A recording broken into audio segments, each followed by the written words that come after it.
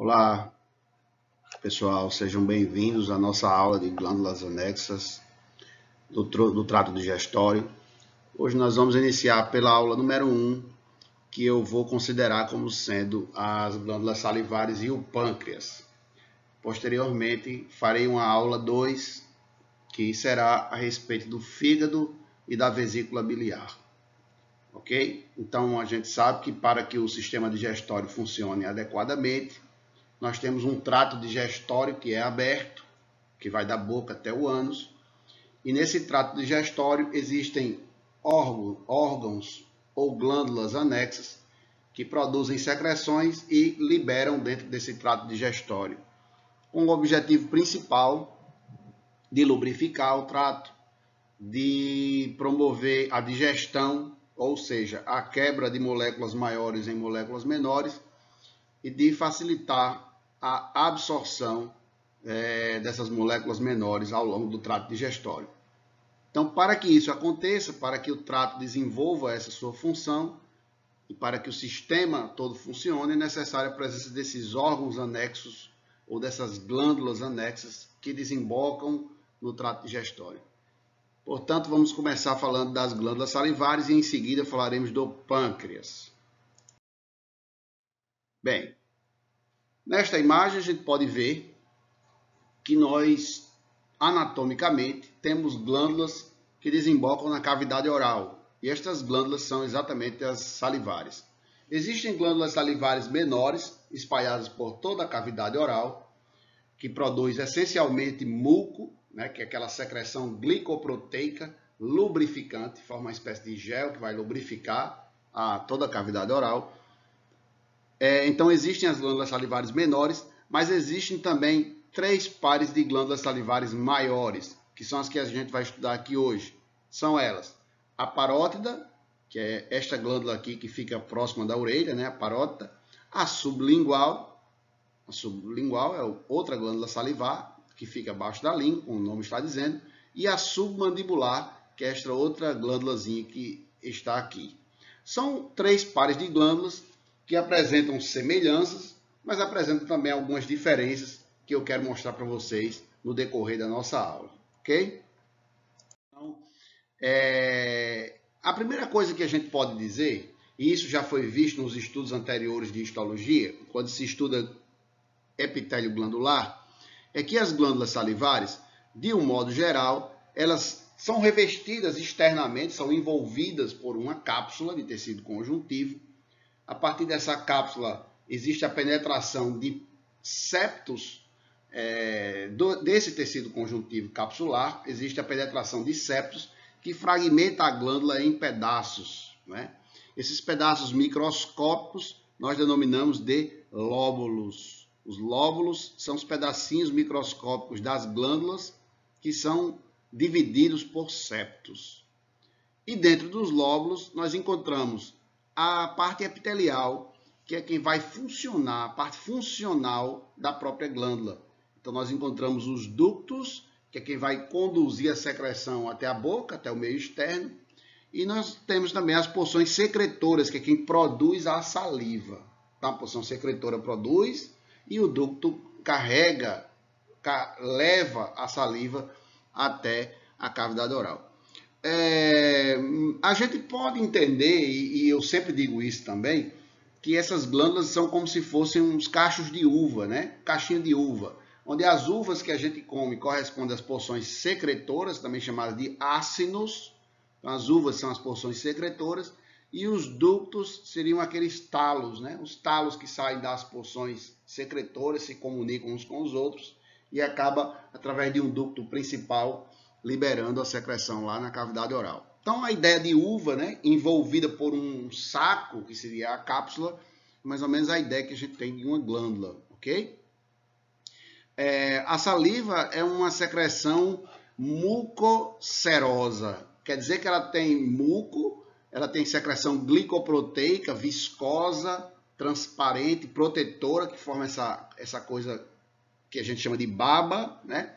Então, essa coisa bem transparente e viscosa que vai proteger a cavidade oral, vai umedecer o alimento, umedecer a cavidade oral. A gente chama isso de muco.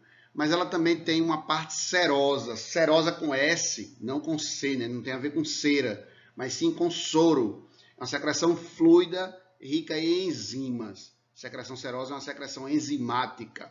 Então nós encontramos na saliva algumas enzimas, como a amilase, né? A amilase salivar, que dá início aí à digestão dos carboidratos. Nós temos também a lipase lingual, que é liberada na saliva, faz parte também da saliva. Nós temos a lisozima, que é uma enzima que destrói a parede de bactérias e, portanto, controla as bactérias que nós temos na cavidade oral. Ela destrói algumas bactérias, a lisozima. Nós temos outros componentes, como a lactoferrina. A lactoferrina ela se combina com o ferro e impede que as bactérias utilizem esse ferro. Então, as bactérias, na impossibilidade de utilizarem o ferro, elas acabam morrendo, algumas dessas bactérias. Portanto, também a lactoferrina acaba fazendo um controle das bactérias que existem aí dentro da nossa cavidade oral. Portanto, a saliva é uma secreção que lubrifica, que umedece, que dá início à digestão, que ao mesmo tempo faz um controle contra as bactérias que se encontram dentro da nossa cavidade oral. Isso essencialmente é uma secreção mucosa e serosa ao mesmo tempo, ou seja, lubrificante e enzimática ao mesmo tempo. Então aqui nós encontramos uma glândula salivar, externamente essa parte verde corresponderia à cápsula, né? Aqui a gente não está vendo a cápsula, mas corresponderia à cápsula. Internamente nós temos a presença dos septos conjuntivos que divide a glândula, fragmenta a glândula em pedaços. Esse pedacinho aqui a gente chama de lóbulo, esse outro aqui é outro lóbulo, né? Esse aqui é outro lóbulo, e eles são fragmentados por septos. Às vezes a gente não vê totalmente o conjuntivo do septo, né? Ele se perde aí na preparação, existe retração, existem os defeitos da nossa preparação, mas a gente consegue ver que existem algumas divisórias aí entre os lóbulos e essas divisórias são feitas por septos. Aqui dá para ver um pouco do conjuntivo, né, das fibras do conjuntivo, formando aqui esses septos que vai fragmentando a glândula em lóbulos, ok? Dentro dos lóbulos, nós vamos encontrar as porções secretoras, que são essas mais clarinhas, são as porções secretoras, e alguns cortes de ductos. Essas estruturas mais escurinhas aqui, mais vermelhas, como essa daqui, né? Todas elas, essa daqui também, olha, isso aqui são ductos que estão dentro do lóbulo. Existem as porções secretoras, inúmeras aqui dá para a gente ver, e existem também os ductos aqui no interior do lóbulo. Okay? O corte histológico pega algumas porções secretoras e alguns ductos, geralmente em corte transversal. Nem sempre a gente vê o ducto assim num corte comprido, no corte longitudinal. Todo ducto que está dentro do lóbulo, ele pode ser chamado de ducto intralobular. Intralobular quer dizer que ele está dentro do lóbulo, né? Mas a gente vai ver mais adiante que os ductos intralobulares, eles ainda se classificam em dois tipos.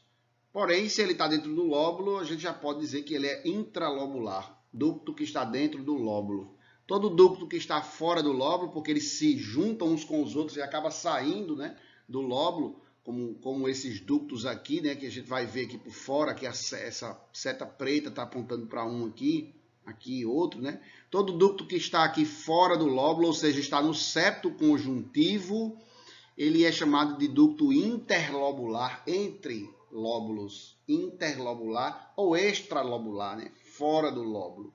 Também a gente pode chamar esse ducto que está fora do lóbulo de ducto excretor. Aquele ducto que está do lado de fora do lóbulo. Então, a linguagem apropriada, aí você pode utilizar interlobular, extralobular, né? Vocês escolhem os nomes que vocês querem usar, de maneira que a gente sabe que esse ducto está fora do lóbulo e existem outros ductos que estão dentro do lóbulo. Então, a gente vê nesse novo slide que a gente pode ver nesse novo slide que você tem a presença dos ductos intralobulares, são esses dois primeiros aqui, o intercalar e o estriado. Esses dois são intralobulares. E depois nós temos o ducto interlobular, que é aquele maiorzão que fica do lado de fora dos lóbulos. Bem, a diferença principal nós vamos ver na imagem seguinte, entre um ducto intercalar e um ducto estriado, é que o ducto intercalar é o primeiro que sai do ácido, né? Aquele primeiro ductozinho que sai da porção secretora. Ele é comunicado direto com a porção secretora e ele tem um epitélio mais baixo. O epitélio do ducto intercalar é um epitélio cúbico simples. E já o ducto estriado, ele vem na continuidade, mais adiante, depois do ducto intercalar, o epitélio aumenta de tamanho. E aí a gente vê um ducto de epitélio mais alto, de epitélio cilíndrico simples. E este ducto de epitélio cilíndrico simples, que vem logo em seguida após o intercalar, nós chamamos de ducto estriado. Ambos estão dentro do lóbulo, mas um tem um epitélio cúbico e o outro tem um epitélio cilíndrico simples. Quando os ductos estriados se juntam uns com os outros, eles saem do lóbulo e eles caem no septo. E aí eles passam a ser chamados de ductos interlobulares. Ok? Então vamos ver nas imagens, que eu acho que fica mais fácil. Histologia é sempre bom a gente estar observando as imagens. Acho que a imagem às vezes fala mais do que as palavras, né? No ponto de vista histológico isso funciona muito bem. Então a gente vai ver aqui nessa imagem que eu deixei para vocês. Isso aqui tudo foi retirado da monitoria virtual, qual eu aconselho que vocês sempre recorram, né? A gente tem uma página no Facebook que se chama Monitoria Virtual de Histologia. Essa página foi criada pelos nossos monitores, sob a minha orientação, né? E tem essas imagens para vocês. Então, essa primeira glândula aqui, as porções secretoras, e aqui a setinha preta está apontando num ducto. Observe que esse ducto tem um epitélio cúbico simples. Os núcleos são bem redondinhos, né? No centro dele dá para ver a luz, aqui a luz do ducto, e aqui envolvendo ele em corte transversal, nós observamos os núcleos das células epiteliais, são bem redondinhos, então mostrando aí também que nós temos um epitélio cúbico simples, um epitélio baixo, né? A gente não tem muito citoplasma nas células, então dá para ver bem que isso aqui é um ducto intercalar. Nessa imagem aqui de baixo, que as porções secretoras estão aqui a gente vê um ducto de um epitélio já mais alto, né? Já é um ducto de epitélio comprido, as células são compridas, você vê até a forma do núcleo, muitas vezes acompanha a forma da célula, então os núcleos são compridos e, portanto, nós estamos aqui diante de um ducto estriado. A continuidade desse ducto é que vai terminar nesse ducto aqui, o ducto estriado, né? E aí os ductos estriados se confluem aí uns com os outros e vão formar esses ductos que estão aqui no septo conjuntivo, que é o ducto interlobular, como vocês já viram. Então, aqui por dentro nós vamos encontrar, por exemplo, aqui um ducto estriado, né? Igualzinho a esse aqui, só que aqui está no aumento pequeno, não dá para ver muito bem. E aqui nós vamos encontrar um ducto interlobular. Ok? Então essas são as diferenças entre os ductos das glândulas salivares. Não é difícil a gente perceber essas diferenças observando na própria lâmina. Essa imagem ela mostra muito bem a continuidade dos ductos. Então eu tenho aqui um ducto intercalar, epitélio cúbico, está aqui o corte transversal dele, né? Aqui o corte longitudinal, o ducto intercalar com seu epitélio cúbico simples, e aqui o ducto estriado com seu epitélio mais compridinho, ó, as células mais longas, então um epitélio cilíndrico simples. Um ducto estriado cortado transversalmente e um ducto intercalar cortado transversalmente. Aqui são as porções secretoras, aquelas que produzem a secreção. É interessante a gente perceber que nas porções secretoras nós temos algumas células que são mucosas, como essas células aqui são mucosas. Eu vou relembrar a vocês que as células mucosas produzem muco, elas são descoradas nas preparações habituais, né? Hematoxilina e eosina, por exemplo, elas são mal coradas, fica bem branquinha, e os núcleos ficam aqui lá na base da célula, achatado, né? Fica comprimido lá contra a base da célula. Isso é próprio das células mucosas. Então aqui nós encontramos células mucosas, mal coradas, com o núcleo achatado lá na base, mas encontramos também algumas células serosas. Observe aqui as células serosas com o núcleo mais redondinho, e são células mais coradas, elas recebem bem a coloração quando a gente faz as preparações habituais. Então aqui está mostrando que a porção secretora pode ter tanto célula serosa como célula mucosa, porque a saliva é uma secreção mucosa e serosa ao mesmo tempo. Então precisa ter nas porções secretoras células mucosas aqui uma célula mucosa, outra célula mucosa, outra célula mucosa, e células serosas, aqui uma, outra, que são as células serosas, ok? Do lado de fora dessas células, muitas vezes nós podemos encontrar aqui as células mioepiteliais, né? São aquelas células de contração, são aquelas células que auxiliam a expulsão da secreção e ao mesmo tempo evitam que as porções secretoras se distendam por acúmulo de secreção no seu interior. Então, como elas são contráteis, elas mantêm aí as porções secretoras na posição delas e ao mesmo tempo contraem, ajudando também a expulsão da própria secreção, certo? Células bioepiteliais, geralmente a gente tem uma certa dificuldade de ver em algumas lâminas, nem todas, mas porque elas são tão pequenininhas que podem ser confundidas com outras células aí do exterior da própria glândula, né? Células que estão presentes no conjuntivo e tal, mas em algumas lâminas a gente vê bem as células bioepiteliais.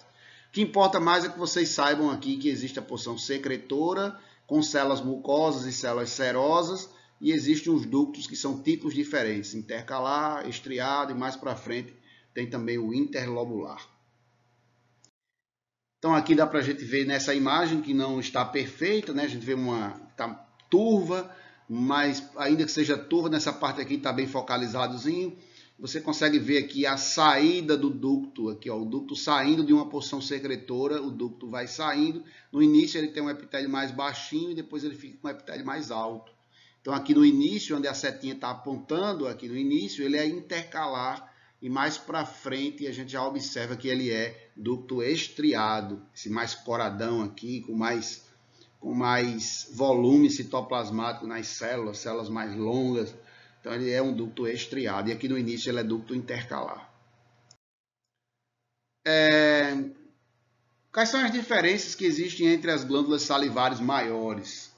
É muito fácil de você diferenciar uma glândula salivar da outra glândula salivar. Você vai olhar, se a glândula somente tiver ácido seroso, todos os seus ácidos são serosos, não tem nada mucoso, então ela produz apenas enzimas, ela está relacionada apenas com a secreção proteica e enzimática, então você chama essa glândula de parótida. A parótida, que é aquela glândula que às vezes é acometida por aquela infecção conhecida como cachumba, né? Ou papeira, exatamente nessa regiãozinha aqui, ela é acometida pela cachumba ou papeira e a gente tem uma infecção dela com inflamação, ela fica inchada, né? Também pode ser chamado de parotidite, né? Parotidite, que é a inflamação das parótidas. Algumas pessoas já devem ter passado por essa situação desagradável. Então a parótida ela tem apenas ácidos serosos, ela só produz secreção serosa. No entanto, as outras duas, a glândula submandibular e sublingual, tem células mucosas e células serosas, como eu mostrei para vocês no slide anterior. Então, submandibular e sublingual tem os dois tipos celulares, as mucosas e as serosas. Agora, a gente vê nitidamente que as glândulas submandibulares, elas têm muito mais células serosas do que mucosas. A quantidade de células serosas, isso é no olho mesmo, o olhômetro. Você olha para a glândula, você vê muita célula corada, bem corada, muita célula serosa e pouca célula mucosa. Quando você olha a glândula sublingual, é o contrário. Você tem muita célula mucosa, ou seja, ela é bem descorada e pouquíssimas células serosas.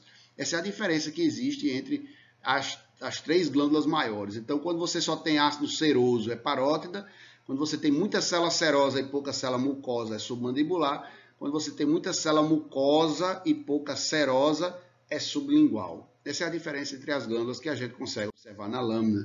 Essa daqui só tem células serosas, aqui todos os ácidos são serosos. Se você olhar os ácidos, todos eles aqui, eles são serosos, são escurinhos, os núcleos são mais redondinhos, né?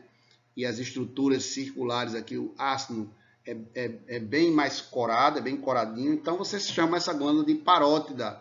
Aqui dá para ver, inclusive, um ducto, né? Um ducto epitélio alto, bem alto, formando aquele epitélio mais próprio do ducto estriado. Né? Dá para ver aqui, apontando a seta aqui, um ducto estriado. E dá para ver ácidos também. A luz do ácido é muito estreita. Esse aqui talvez dê para ver aqui um pontinho clarinho bem no meio. Então a luz do ácido é muito estreita. Diferente aqui da luz do ducto, que é um pouco mais ampla, né? Mas então o ácido é bem corado. praticamente aqui até ele está com quase a mesma coloração do ducto, o que significa dizer que essa glândula como um todo é uma glândula parótida. Aí a gente passa para essas daqui e a gente percebe essa da direita, praticamente as células são quase todas mucosas, muitas células pálidas, né, mal coradas. Então a gente vê muita célula mucosa, pouquíssimas células serosas, né? A gente vê algumas células serosas, algumas delas formando aquelas semiluas serosas ou meia-lua serosa, né? Aqui formando aquelas meia-lua, semiluas serosas. Mas nós encontramos mais células brancas, mais células pálidas do que células bem coradas. Então essa glândula é uma glândula sublingual. E deste outro lado nós encontramos também células mucosas, que as branquinhas são mucosas, e as mais coradas, mais escuras, mais intensamente coradas, são serosas.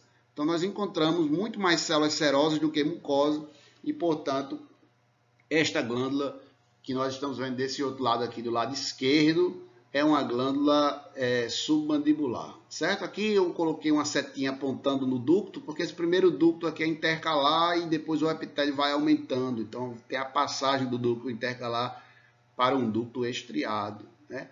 Aqui um ducto estriado aqui em cima, o epitélio bem mais amplo, né? Você vê muito citoplasma abaixo e acima da célula. Você vê muito citoplasma. Aqui, quando você olha no ducto intercalar, você tem pouquíssimo citoplasma abaixo e acima da célula, porque a célula é baixa. A célula é cúbica, uma célula cúbica ela é mais baixinha. A célula cilíndrica, também chamada de prismática ou colunar, tanto faz, né? Cilíndrico, prismático e colunar, é uma célula comprida, então ela tem muito citoplasma sobre o núcleo e abaixo do núcleo. Você vê mais citoplasma, ela tem mais volume citoplasmático do que uma célula cúbica. Então, ducto intercalar, ducto estriado, e aqui já é um ducto estriado, inclusive já de um epitélio já bem alto, né? Certo? Aqui também a gente vê o ducto intercalar inicialmente, o epitélio bem baixinho, aqui nessa lâmina aparenta aqui quase pavimentoso, simples, né? Epitélio mínimo aí, e depois a gente vê um epitélio com muita citoplasma acima e abaixo do núcleo, já é um epitélio aqui já bem maior. Então esse aqui já é próprio do ducto estriado, ducto intercalar inicialmente e depois ducto estriado. Então a gente passa para estudar o nosso pâncreas. Alguém pode perguntar o que tem a ver estudar pâncreas junto com glândulas salivares, né? Já que as glândulas salivares desembocam na cavidade oral e o pâncreas desemboca lá no duodeno, leva a secreção para o duodeno. Então o que teria a ver? O que tem a ver, na verdade, não é uma questão de localização, não é muito isso, é mais uma questão histológica mesmo, porque quando você faz um corte de pâncreas, ele tem um monte de ácido seroso. Os ácidos serosos do pâncreas servem exatamente para produzir as enzimas pancreáticas, aquelas enzimas todas que o pâncreas tem, amilase, né, pancreática, ribonucleases, aí você tem também tripsina, quimiotripsina, você tem inúmeras enzimas lá no pâncreas que são produzidas por ácidos serosos. Então o pâncreas ele parece uma parótida, digamos, quando você observa uma parótida em corte, uma parótida, você observa um corte de um pâncreas, você vê só ácido seroso lá na parótida praticamente, e no pâncreas você vê um monte de ácido seroso também. Então eles têm uma semelhança do ponto de vista histológico. Mas claro que há uma diferença grande, porque você tem uma porção endócrina que são as ilhotas pancreáticas. E as ilhotas pancreáticas, que correspondem à porção endócrina do pâncreas, nós não vamos ter isso nas glândulas salivares. A glândula salivar só tem a parte exócrina, então tem a parte acinosa, de ácidos e ductos, que é a porção exócrina. Isso aqui é comum entre o pâncreas e a glândula salivar, especialmente a parótida, que se parece muito. Mas quando você vai olhar a porção endócrina, aí você vê que o pâncreas tem uma parte endócrina, porque ele é uma glândula mista. Isso significa dizer que ele é exócrino e endócrino. O pâncreas é exócrino e endócrino ao mesmo tempo. E coisa que a parótida é apenas uma glândula exócrina. A função dela é a produção de saliva. O pâncreas produz enzimas digestivas, que são lançadas no duodeno, mas também produz hormônios. A insulina, o glucagon, por exemplo, são hormônios pancreáticos, produzidos pelas ilhotas pancreáticas, que nada mais são do que pequenos pedaços de glândula endócrina cordonal espalhados entre os ácinos. Então você tem pequenos pedaços de glândula endócrina cordonal espalhados entre os ácinos pancreáticos. Não tem nada a ver uma secreção com a outra. Um secreta hormônio, as ilhotas secretam hormônio e os ácidos secretam enzimas. As enzimas terminam lá no duodênio e os hormônios são lançados na corrente sanguínea. É como se você tivesse dois órgãos misturados em um só. Dois órgãos em um, certo? Mas o pâncreas tem essa característica que exatamente lhe confere essa classificação de glândula mista. É isso? Então vamos ver uma lâmina de pâncreas. A gente percebe aqui, ó, a cápsula do pâncreas, há algumas estruturas que entram no interior dele, que são os septos, fragmenta ele em lóbulos, né? Aqui os lóbulozinhos aqui pancreáticos. Nós observamos muitos ácidos serosos, aqui é tudo ácido seroso, né? Os mais escurinhos, então dá para ver muito bem isso. Mas aqui nós encontramos uma ilha de célula mais clara, são cordões de células anastomosados, quer dizer, meio que unidos aí, né? Então nós encontramos aqui uma ilha de células, aqui nós encontramos outra ilha de células, e essas células vão produzir hormônios e vão lançar esses espaçozinhos em branco aqui, que são as regiões dos vasos capilares. Os espaçozinhos em branco aqui são as regiões dos vasos capilares, e os hormônios serão lançados aqui nos vasos capilares. Então, como eu tenho uma ilhota aqui, uma ilhota pancreática, aqui eu tenho outra ilhota pancreática, essa lâmina não pode ser uma lâmina de parótida, né? Mesmo que o corte histológico não me mostre, eu tenho que procurar até encontrar a ilhota. Quando eu encontro a ilhota, eu sei que eu não estou diante de uma parótida. A princípio, quando eu olho para os ácidos, eu posso até pensar que é uma parótida. Mas na hora que eu movo a lâmina, mexo na lâmina e consigo identificar as ilhotas, eu sei que eu estou diante de um pâncreas.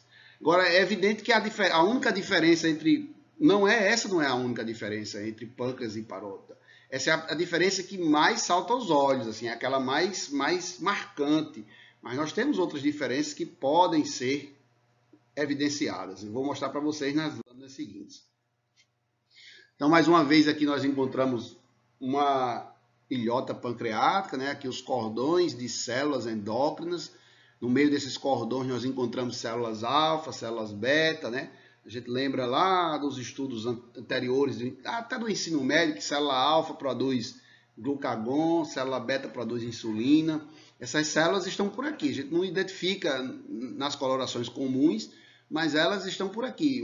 Uma pode ser alfa, outra pode ser beta, uma alfa, uma beta. E aqui nós temos várias células produtores. Não são os únicos hormônios, insulina e glucagon, mas são os principais, né, produzidos pela ilhota pancreática. E do lado de fora da ilhota nós encontramos a parte exócrina, que são os ácidos pancreáticos, né? Aqui é onde vai haver a produção de enzimas pancreáticas, tá certo? Nós podemos encontrar aqui um pedaço de um ducto, e esse ducto aqui, ele tem muito conjuntivo, tá aqui o tecido conjuntivo do lado dele, quer dizer que ele está num septo. Se o ducto está num septo conjuntivo, ele é um ducto interlobular. Esse ducto aí é propriamente, esse epitélio desse ducto é um ducto interlobular, porque ele não está presente dentro do lóbulo, ele não está por aqui, perto dos ácidos. Está mais distante dos ácidos e está numa região de bastante conjuntiva. Então, a gente pode aqui inferir que aqui é um septo conjuntivo e ele está dentro do septo conjuntivo, portanto, ele é um ducto que está fora do lóbulo, ele é um ducto interlobular, ok? Então, dá para ver nessa lâmina, dá para ver essas estruturas que caracterizam o pâncreas. Então, pessoal, fazendo uma diferença entre pâncreas e glândulas salivares, especialmente as glândulas salivares, especialmente a parótida, que é uma glândula salivar que tem ácidos serosos, né, semelhantemente ao pâncreas, nós podemos dizer que a primeira diferença a gente já viu, é a presença da ilhota, a diferença mais marcante, a presença da ilhota no pâncreas e a ausência da ilhota na glândula salivar. A outra diferença é a ausência de ducto estriado no pâncreas. O pâncreas não tem ducto estriado. As glândulas salivares, todas elas têm ducto intercalar, ducto estriado e interlobular. O pâncreas tem o ducto intercalar, que é também chamado de intralobular, né, porque está dentro do lóbulo. Aí você pode chamar ele de intercalar ou de intralobular, se você quiser. e depois eles já se juntam com outros intercalares e já forma o ducto interlobular. Então ele só tem os dois, ele tem o intercalar primeiro e depois tem o interlobular, que é aquele que a gente viu no slide anterior, interlobular. Ele tem dois ductos, dois tipos, né, de ductos, o pâncreas. E as glândulas salivares tem três, tem o intercalar, tem o estriado e tem o interlobular, certo?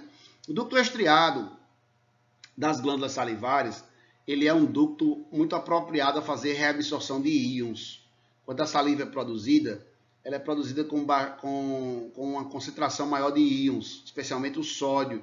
Tem uma grande quantidade de sódio na saliva. Quando a saliva está passando pelo ducto, o ducto estriado ele reabsorve esse sódio para impedir que você desperdice muito sódio na saliva, impedir que você libere os seus íons, desperdice os seus íons na saliva. Portanto, é importante o ducto estriado nas glândulas salivares.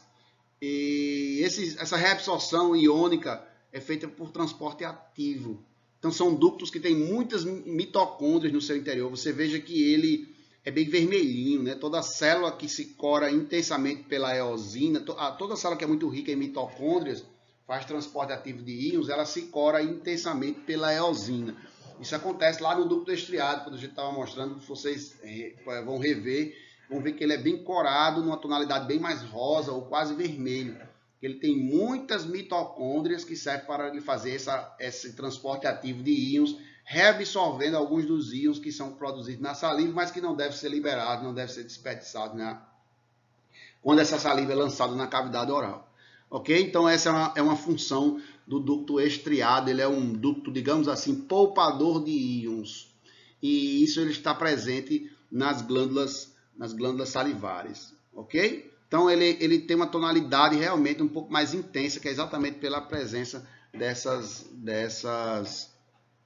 mitocôndrias no seu interior. Mas isso lá vocês vão dar uma olhada novamente quando vocês voltarem os slides e conseguirem ver o ducto estriado outra vez. Uma outra coisa interessante é que o pâncreas ele apresenta um tipo de célula que é chamada célula centroacinosa.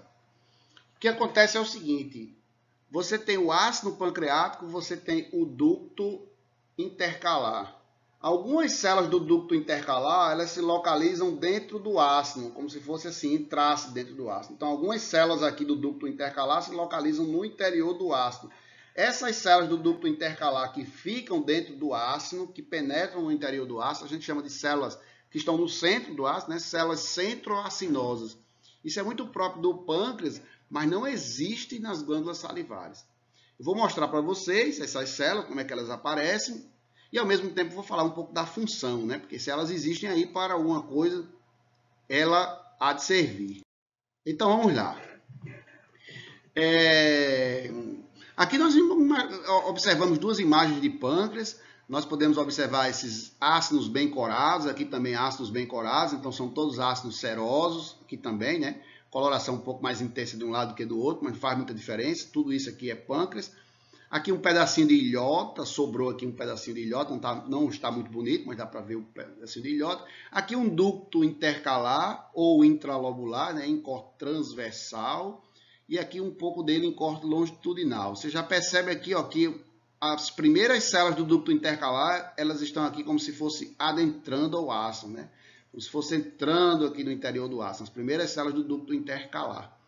A gente, quando faz um corte do ácido, um corte transversal, e eu vou já passar para esse outro lado, você percebe aqui as células serosas, acinosas, serosas, né, que são essas bem coradas, mas aqui no centro do ácido você observa um núcleo de uma célula mais pálida, menos corada. Então, esse núcleozinho aqui, que a seta está tentando aqui apontar para ele, é a célula centroacinosa. Aqui também dá para ver bem, ó, aqui, ó, no centro do ácido. Esse núcleo aqui é o da célula centroacinosa. Aqui é a célula acinosa, produtora de enzima. Aqui também a célula acinosa, produtora de enzima. Aqui também, e aqui no centro, a célula centroacinosa. Ok? Então, o que é que quer dizer essa célula centroacinosa?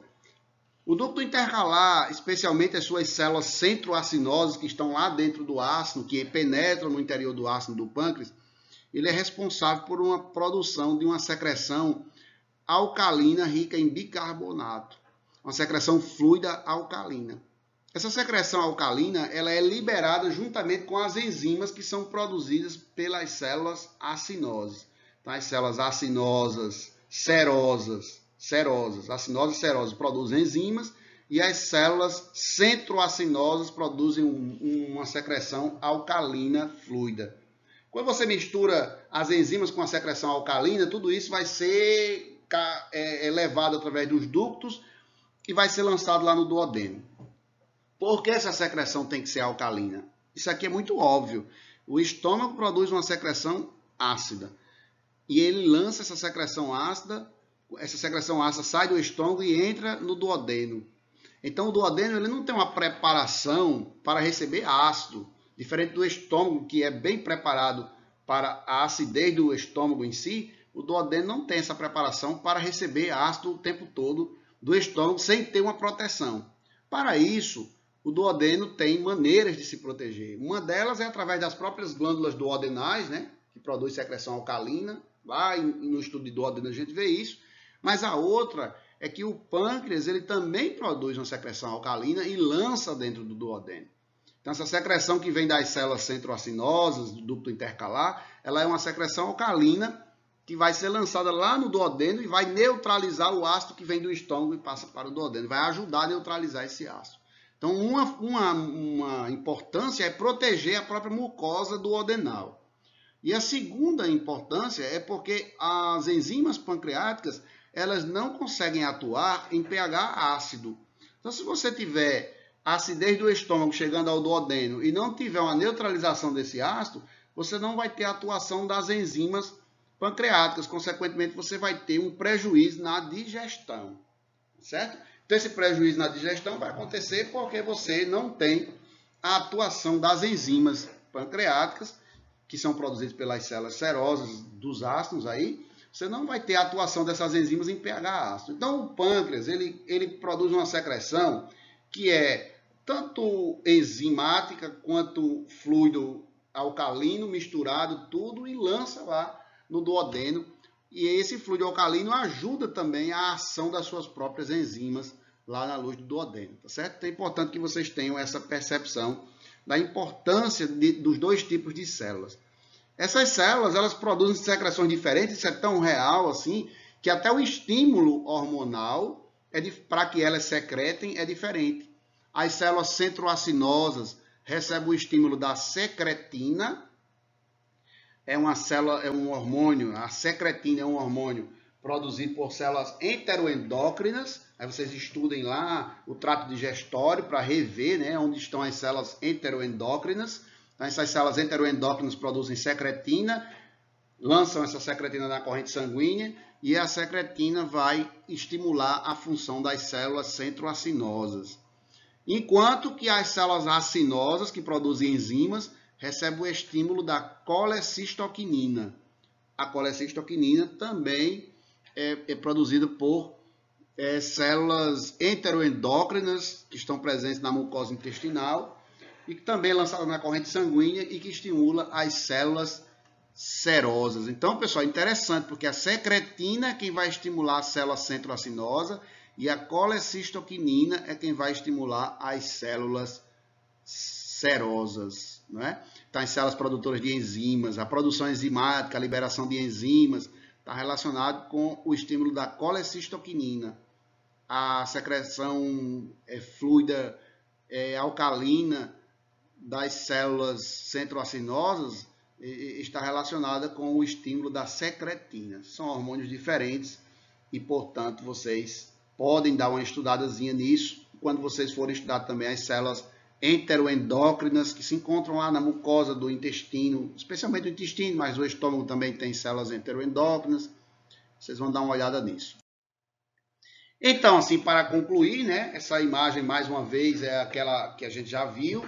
Apenas eu gostaria de chamar a atenção que aqui nós temos os ácidos serosos e no centro dos ácidos dá para ver uns núcleozinhos mais clarinhos, de células mais clarinhas, né? Aqui nesse dá para ver, por exemplo, aqui duas células mais claras aqui dentro, no interior do ácido.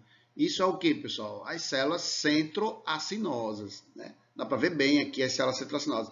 Ah, professor, eu não vi a ilhota na lâmina, eu estava estudando e não consegui ver nenhuma ilhota, pelo menos no corte que eu tinha.